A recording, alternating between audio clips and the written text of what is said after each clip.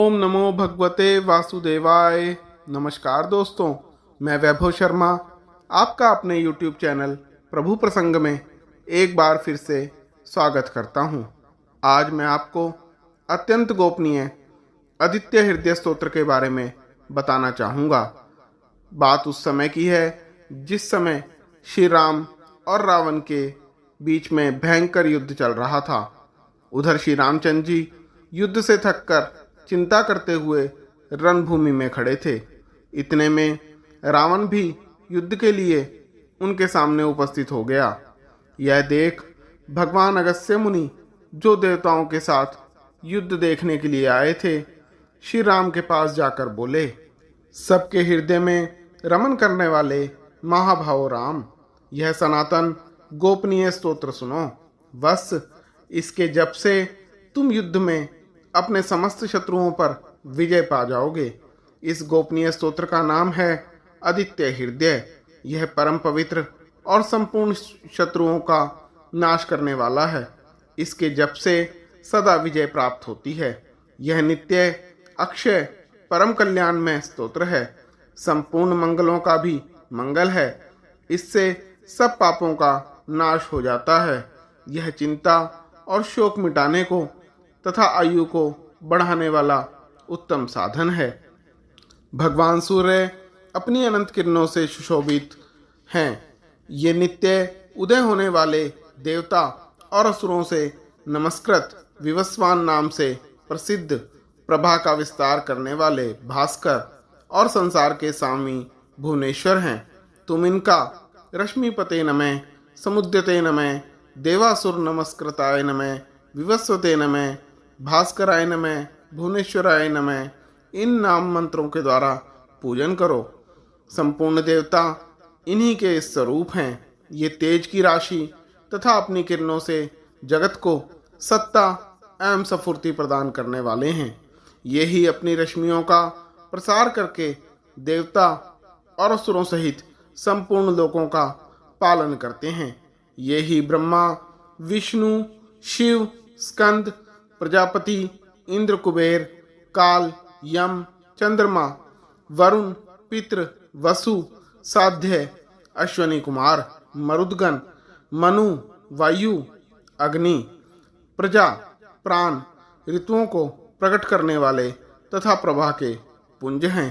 इन्हीं के नाम आदित्य, अदिति पुत्र, सविता, जगत को उत्पन्न करने वाले, सूर्य, सर्वव्यापक, खग, आकाश में विचरने वाले, पूषा, पोषण करने वाले, गभस्तिमान, प्रकाशमान, सूर्यवंश सदृश, भानु यानी कि प्रकाशक, हिरण्यरेता, ब्रह्मांड की उत्पत्ति के बीज, दिवाकर, रात्रि का अंधकार दूर करके दिन का प्रकाश फैलाने वाले, हरिदशव, दिशाओं में व्यापक अथवा हरे रंग के घोड़े वाले, सहस्त्राची, हजारों किरणों से सुशोभित, सप्तसप्ती, 7 घोड़ों वाले, मरीचिमान, किरणों से सुशोभित, तिम्रोन्मंथन अर्थात अंधकार का नाश करने वाले, शंभु, कल्याण के उद्गम स्थान, त्वष्टा, भक्तों का दुख दूर करने वाले अथवा जगत का संहार करने वाले,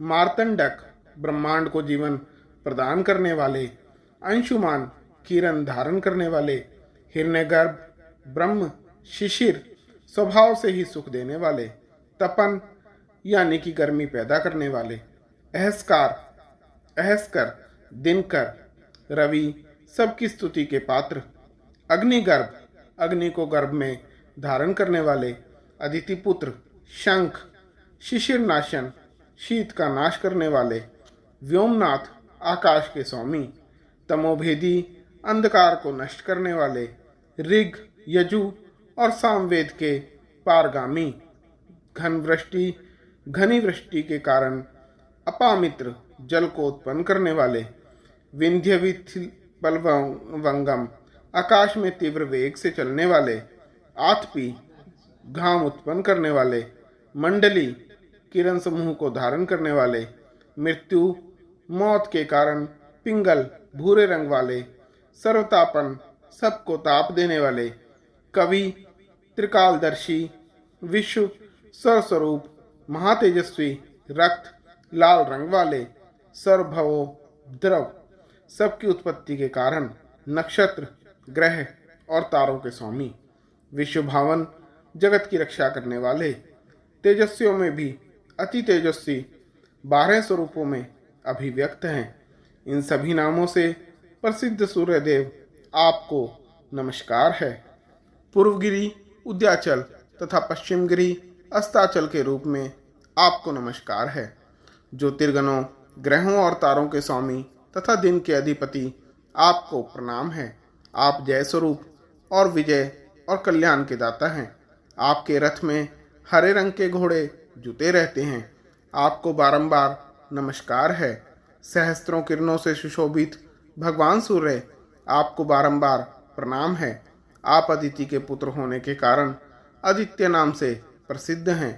आपको नमस्कार है।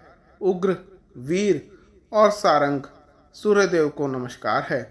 कमलों को विकसित करने वाले प्रचंड तेजधारी मार्तंड को प्रणाम है। आप ब्रह्मा शिव और विष्णु के भी स्वामी हैं। सूर्य आपकी संज्ञा है। यह सूर्यमंडल आपका ही तेज है। आप प्रकाश से परिपूर्ण हैं। सबको सुहा कर देने वाला अग्नि आपका ही स्वरूप है। आप रौद्र रूप धारण करने वाले हैं। आपको नमस्कार है। आप अज्ञान और अंधकार के नाशक, जड़ता एवं शीत के निवारक तथा शत्रु का नाश करने वाले हैं। आपका स्वरूप अप्रमेय है। आप कृतगणों का नाश करने वाले संपूर्ण ज्योतियों के स्वामी और देव स्वरूप हैं। आपको नमस्कार है। आपकी प्रभा तपाए हुए सुरवन के समान। आप हरि अज्ञान का हरण करने वाले और विश्वकर्मा संसार की सृष्टि करने वाले हैं। तम के नाशक, प्रकाश स्वरूप और जगत के साक्षी हैं। हे प्रभु, आपको नमस्कार है। हे रघुनंदन, ये भगवान सूर्य ही संपूर्ण भूतों का संहार, सृष्टि और पालन करते हैं। यही अपनी किरणों से गर्मी पहुंचाते और वर्षा करते हैं। ये सब भूतों में अंतर्यामी रूप से स्थित होकर उनके सो जाने पर भी जागते रहते हैं। यही अग्निहोत्र तथा अग्निहोत्री पुरुषों को मिलने वाले फल हैं। यज्ञ में भाग ग्रहण करने वाले देवता, यज्ञ और यज्ञों के फल भी ये ही हैं। संपूर्ण लोकों में जितनी क्रियाएं होती हैं उन सब का फल देने में ये ही पूर्ण सामर्थ्य हैं। हे राघव, विपत्ति में, कष्ट में, दुर्गम मार्ग में और किसी भय से के अवसर पर जो कोई पुरुष इन सूर्यदेव का कीर्तन करता है उसे दुख नहीं भोगना पड़ता। इसलिए तुम एकाग्रचित होकर इन देवादिदेव जगदीश्वर की पूजा करो। इस आदित्य हृदय का 3 बार जप करने से कोई भी युद्ध में विजय प्राप्त कर सकता है। हे महाबाहो, तुम इसी क्षण रावण का वध कर सकोगे। यह कहकर अगस्त्य जी जैसे आए थे उसी प्रकार चले गए। उनका उपदेश सुनकर महातेजस्वी श्री रामचंद्र जी का शोक दूर हो गया।